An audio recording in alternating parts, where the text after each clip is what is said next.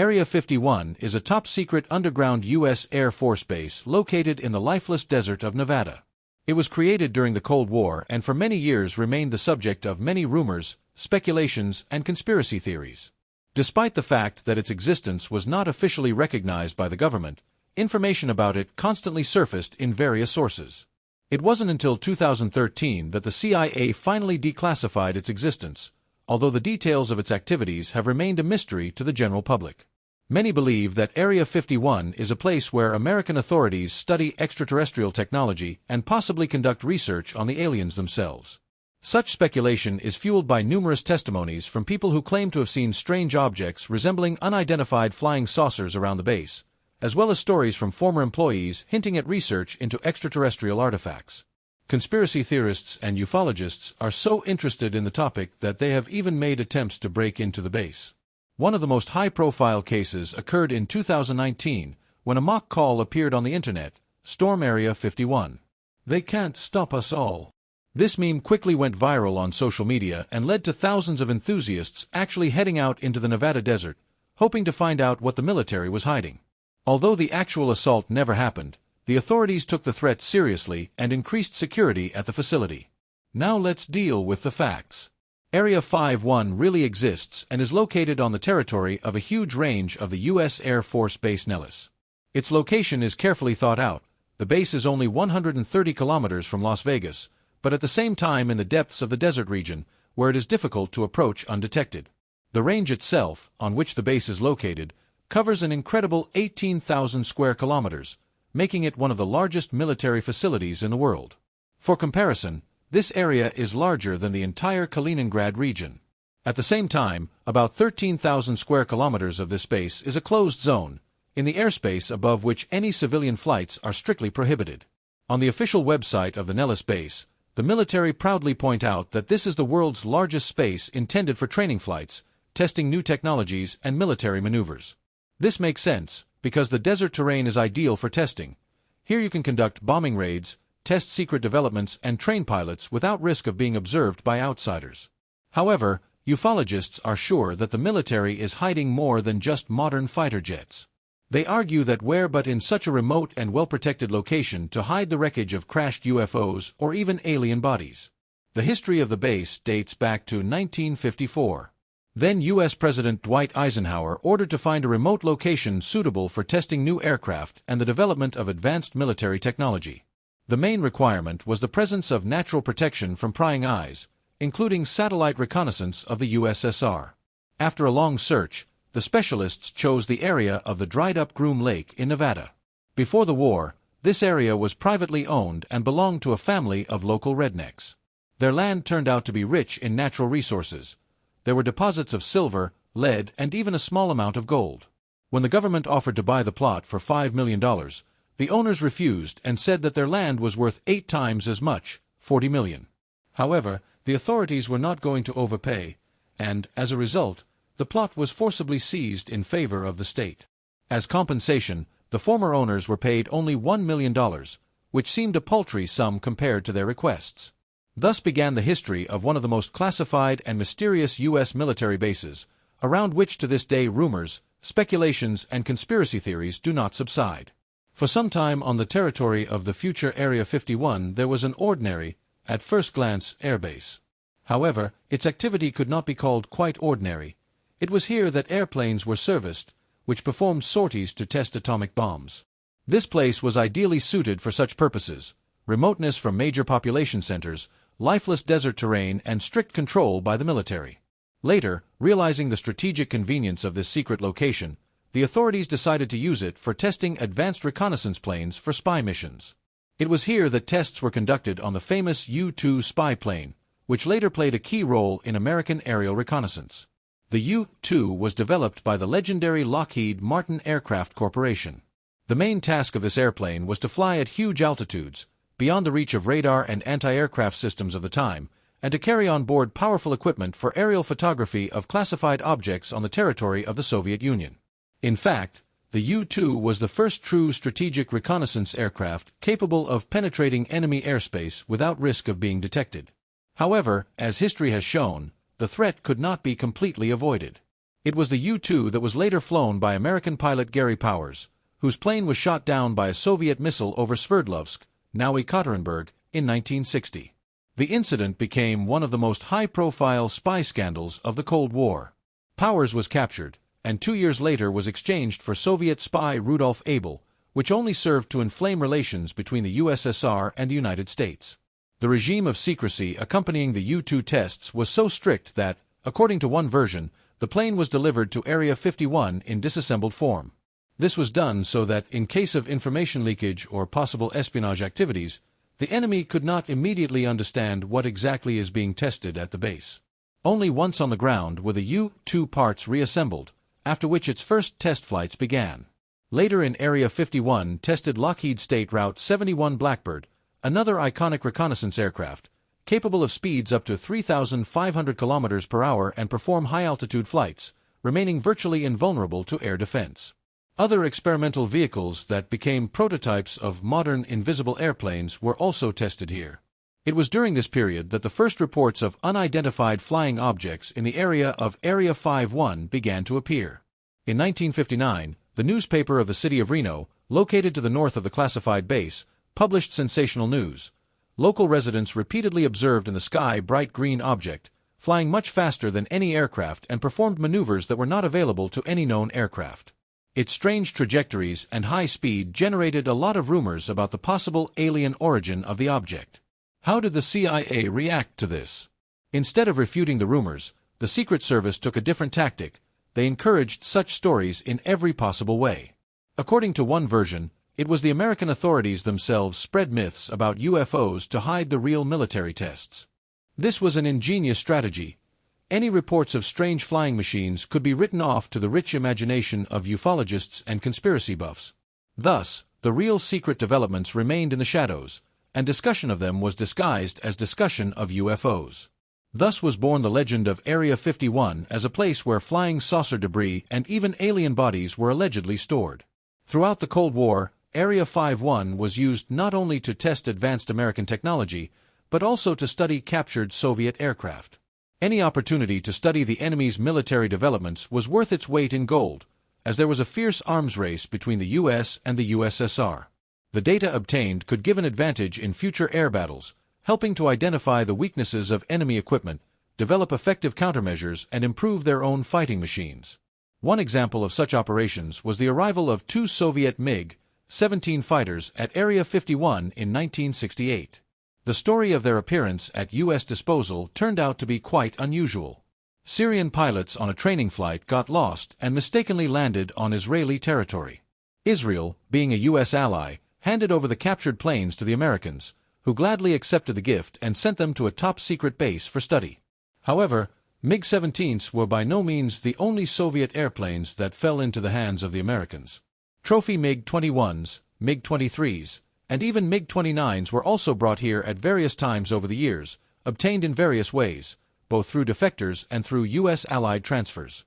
Under Project Have Blue, American specialists not only tested these machines, but also compared them with their own aircraft, simulating possible air battles and developing tactics to counter Soviet aircraft. The secrecy around Area 51 was so tight that it was possible to see its territory only from space. However, even in orbit, no one expected that an accidental photograph would lead to a conflict between leading American agencies. In 1974, the crew of the American space station Skylab during a scientific mission inadvertently photographed an area near the dried-up Groom Lake, where Area 51 was located. When the photo was published in the mission report along with other photos, a real scandal broke out in the CIA. The agency immediately demanded an explanation from NASA as to why their astronauts had made such a mistake. A tough correspondence began, in which the CIA tried to find out how the secret base was depicted in the images and why the image had not been deleted before publication. However, the situation was a curio.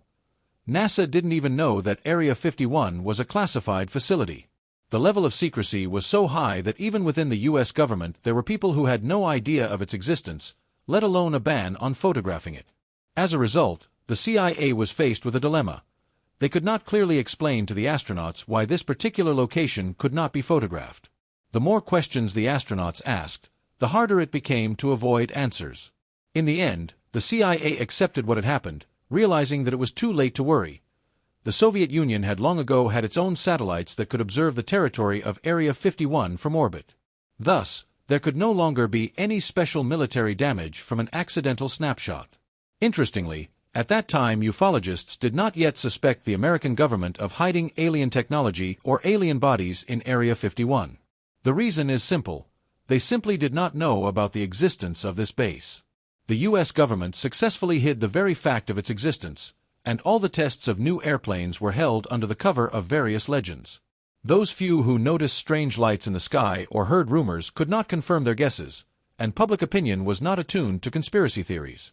It wasn't until decades later, when classified documents began to leak and references to Area 51 began to appear in open sources, that a veritable wave of conspiracy theories about aliens, flying saucers, and experiments on extraterrestrial life forms began. It wasn't until 1989 that the mysteries shrouding Area 51 began to surface. That's when Class TV in Las Vegas aired a sensational interview with Bob Lazar, a man who claimed to have worked at the top-secret S-4 facility located on a military training ground in Nevada. Lazar identified himself as a physicist and claimed that he was sent to the S-4 facility from Los Alamos National Laboratory, one of the main U.S. nuclear weapons development centers. He claimed that at his new job he was in a supervisory position and headed one of the research departments. But Lazar's most high-profile statement came later. He told viewers that his main task was to study alien technology and adapt it for the needs of the military industry. These words stunned the audience. Never before had anyone at Area 51 dared to speak publicly about what the facility was really hiding. Lazar's interview was arranged by none other than John Lear, son of the famous aviation tycoon Bill Lear, founder of Learjet, a private jet company.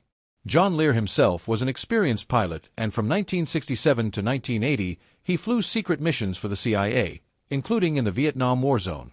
He had long been interested in alien-related conspiracy theories and was convinced that the U.S. government had long cooperated with representatives of extraterrestrial civilizations.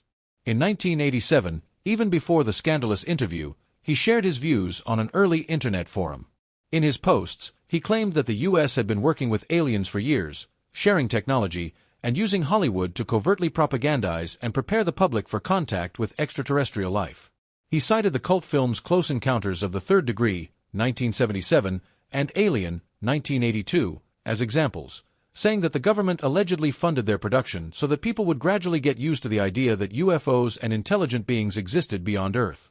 After these claims, Lear helped bring Bob Lazar into the public eye, who shed some light on what was going on at Area 51. According to Lazar, there is an entire underground complex at the site where alien spacecraft are being disassembled. Scientists not only study their design, but also try to create devices based on extraterrestrial technology and test them. But it wasn't limited to that. Lazar claimed that aliens possessed technologies that could change the world. According to him, the U.S. government possesses developments that could turn the whole of humanity upside down. For example, energy supply systems that could permanently solve the problem of resource scarcity on the planet. However, the military is hiding this knowledge, preferring to use it solely for defense purposes. One of the most startling details in Lazar's story concerned a previously unknown engine that could allegedly distort space and time. He claimed that the key element in the operation of this engine was a material with atomic number 115.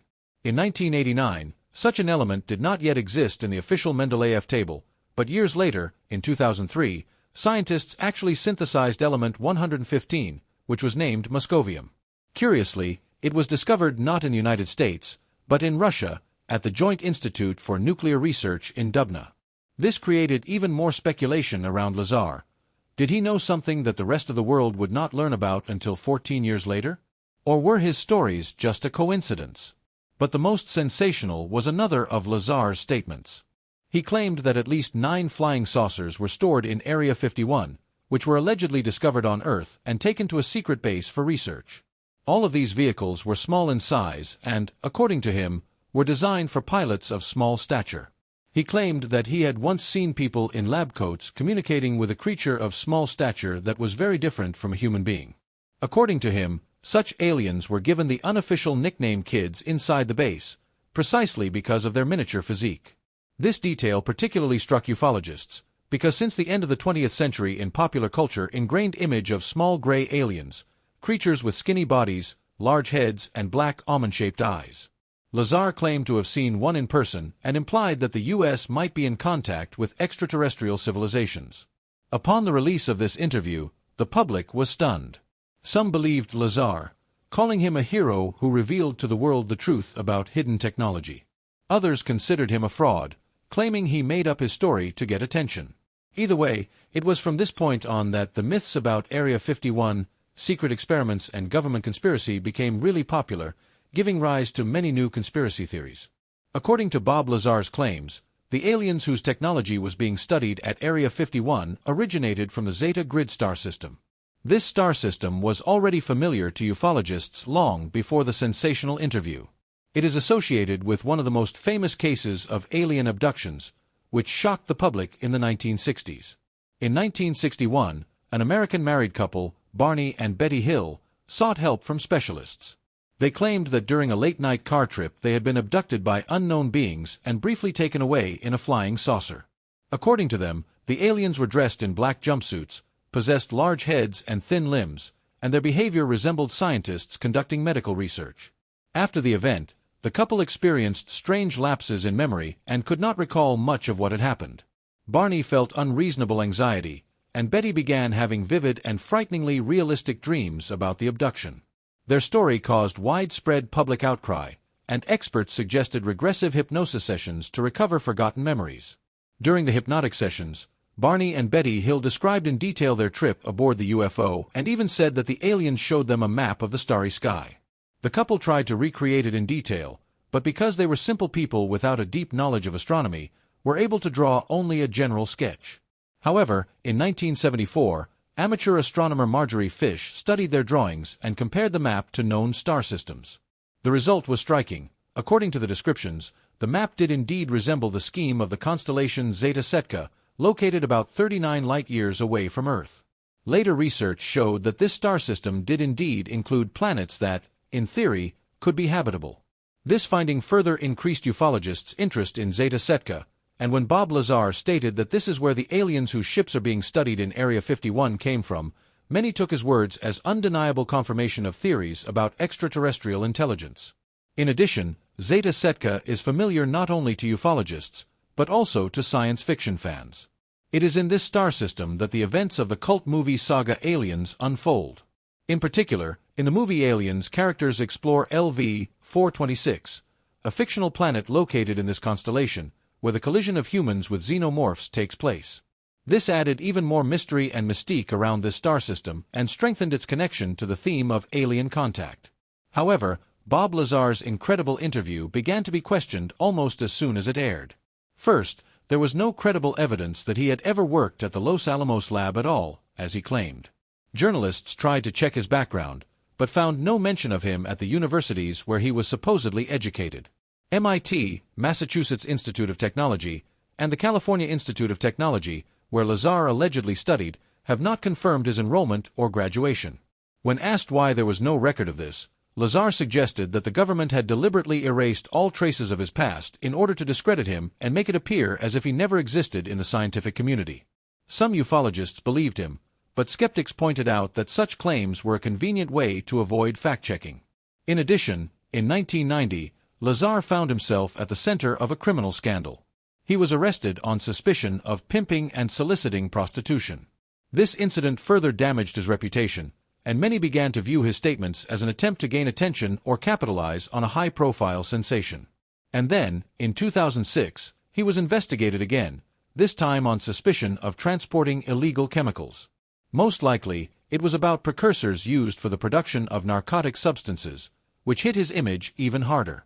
Nevertheless, despite all the scandals and his dubious past, Lazar has already said his piece. His interview became a phenomenon, and stories about Area 51 and alien technology spread all over the world. Regardless of whether he was right or just artfully made up the whole story, he did what no one could do before him. He forever changed people's perception of Area 51, turning it from just a secret military base into the epicenter of the greatest ufological mystery of the 20th century.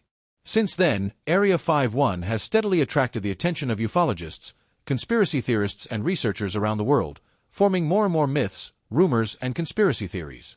Its secrecy and strict security have become the perfect ground for a multitude of fantastic speculations that range from science fiction to pure mysticism. Some claim that it is in Area 51 that secret meetings of the powerful Illuminati society take place, where the fate of mankind is decided. According to one popular theory, the U.S. authorities and aliens have long been cooperating and jointly developing technologies that are not yet available to the general public. Another theory suggests that in Area 51 there are secret studies of climate weapons capable of causing droughts, hurricanes, and abnormal weather phenomena anywhere on Earth. Another amazing legend says that there is a Cheshire Strip on the base, a mysterious runway that becomes visible only when it is watered. When the surface dries, the strip disappears, like the smile of the Cheshire Cat. Some alternative science researchers claim that the U.S. government is engaged in space and time distortion experiments at Area 51. The popularity of Area 51 is so great that it has become a cultural phenomenon, spawning a huge number of references in movies, books, and video games. It is mentioned even more often than the famous Roswell incident, a mysterious event that occurred in 1947 in New Mexico when an unidentified flying object crashed. According to one version, it was an alien craft, according to another, a secret military balloon. But, unlike Roswell, Area 51 continues to be an active site, and therefore interest in it has not waned. Around Area 51, of course, not inside, but on its borders, has grown a whole industry of ufological tourism. Fans of conspiracy theories and UFOs can stay in themed hotels, visit museums and restaurants dedicated to extraterrestrials, and even participate in excursions that organize forays into the desert to observe mysterious flying objects. Ufological conventions are held here every year, where enthusiasts discuss new findings, study eyewitness accounts, and put forward their hypotheses about the activities of Area 51. In 2011, a book was published by journalist Amy Jacobson, who tried to conduct an independent investigation and find out what really happens outside the secret base. She claimed that her material was based on anonymous interviews with ordinary employees of the facility. One of the most sensational statements in the book was made by an unnamed person who claimed that the famous alien saucer from Area 51 was not alien at all. According to his version, it was part of a secret conspiracy between Joseph Stalin, Nazi scientist Joseph Mengele, and German pilots Horten brothers, who in the 1940s developed the technology of psychological warfare.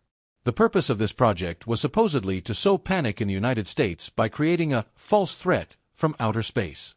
According to this theory, Joseph Mengele, one of the most brutal Nazi doctors, known for his inhumane experiments at the Auschwitz concentration camp, worked on a project to create fake aliens.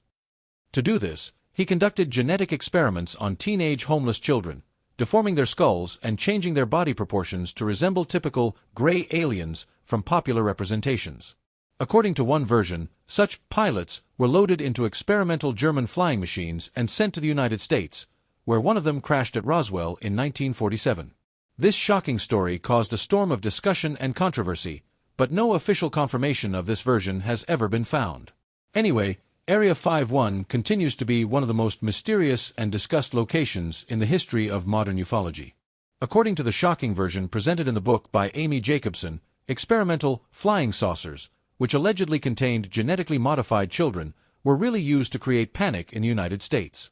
Allegedly, these children, who were experimented on by Nazi Dr. Joseph Mengele, were placed in secret aircraft designed by the Horten brothers, German engineers who during World War II worked on the creation of flying wings, which became the prototype of modern stealth aircraft.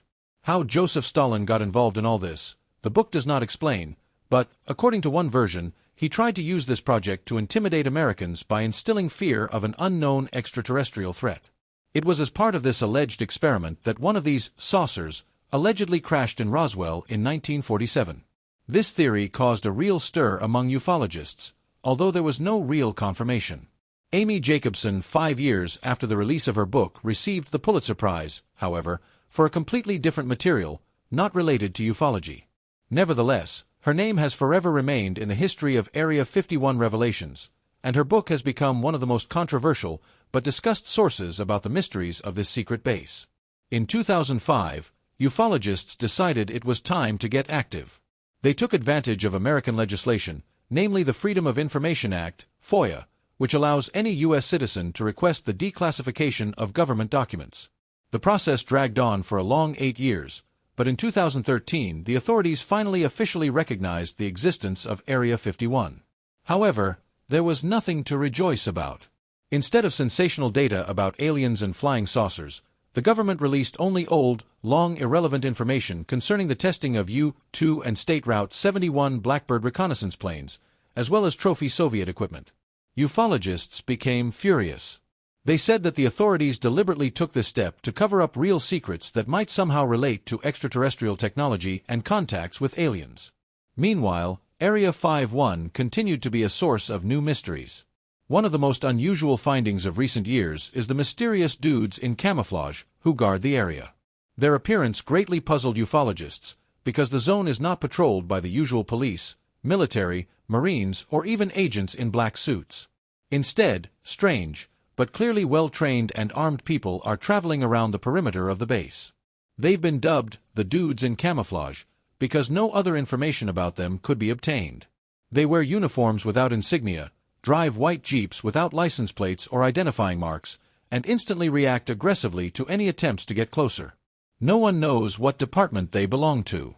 Any attempt to ask them a question ends with the guards simply pulling out their weapons and signaling that the conversation is over.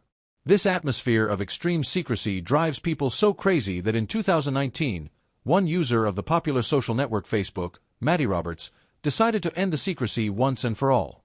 He created a group that was designed to bring together like-minded people who wanted to learn the truth about Area 51. But things soon went far beyond the usual internet discussion. The plan was extremely simple: gather the entire ufological and conspiracy community and take Area 51 by storm to finally find out what's really behind its heavily guarded borders. The idea was born in 2019 thanks to Matty Roberts, a 21-year-old anime geek who lived with his parents and liked to troll ufologists. Originally, it was just a joke. Roberts created a Facebook group, mocking conspiracy theorists and ufologists who had spent decades trying to get to the truth about Area 51. He knew full well how obsessed these people were with conspiracy theories and was willing to believe anything that even slightly confirmed their speculation. The name of his group spoke for itself. Storming Area 51, we're all sure to be unstoppable. It was a sarcastic allusion to those who seriously believed that the military kept real aliens in the hangar and that if you got inside, you could uncover the state secret of the century. The event description suggested meeting at the Area 51 wire fence on September 20, 2019, and breaking into the base using special tactics. If we run fast like Naruto, we can outrun their bullets. Let's look at these very aliens. Roberts wrote ironically. This reference to Naruto-ran, a way of running with arms spread behind your back popularized in Japanese anime, was blatantly humorous, but the internet took it way too seriously. The next day, the band literally blew up the internet. 1 million people noted that they were going to participate in the assault. A few weeks later, the number of potential participants reached 3 million, and even the military was forced to intervene. The U.S. Air Force Press Service officially warned the group that trespassing on the military base would have serious consequences. Moreover, security at Area 51 was tightened, and FBI agents began arriving at some local hotels and motels, keeping a close eye on those who were taking an overly active interest in the subject. The joke was beginning to take a disturbing turn. Roberts, seeing the phenomenal success of his trolling, decided to monetize the popularity. He changed the concept of the event, suggesting instead of a real assault to organize a music festival in the style of Burning Man, which he wanted to call Alien Stock. However, it was not possible to organize it. There was neither enough time nor resources. Nevertheless, on the appointed day, September 20, 2019, hundreds of enthusiasts still came to the main entrance of Area 51 to at least try to make the legendary meme a reality. But there were far fewer than planned. Instead of 3 million participants, only about 150 people gathered at the gate. Some came with guns, but after assessing their actual strength, they concluded that they were too few to attempt to storm a facility guarded by the best U.S. military hardware. A few tried to approach the fence, but were detained by the military and soon released with a warning. In the end, no actual assault ever took place. But the Area 51 story became one of the biggest internet flash mobs of 2019, officially making history. And Matty Roberts himself became a true internet celebrity, proving that even a joke can get out of hand and change the course of events in the real world. I want to apologize in advance for any errors in the text or voiceover. I am still learning, and the channel language is not my native language. The voiceovers are done by artificial intelligence, so if you notice any inaccuracies, please let me know so I can fix them and improve the quality of the content. I'd also welcome your feedback and thoughts on the topic. Your support in the comments motivates me to keep finding new and exciting stories. Thank you for your understanding and participation. Don't forget to subscribe to the channel and click the bell so you don't miss new stories.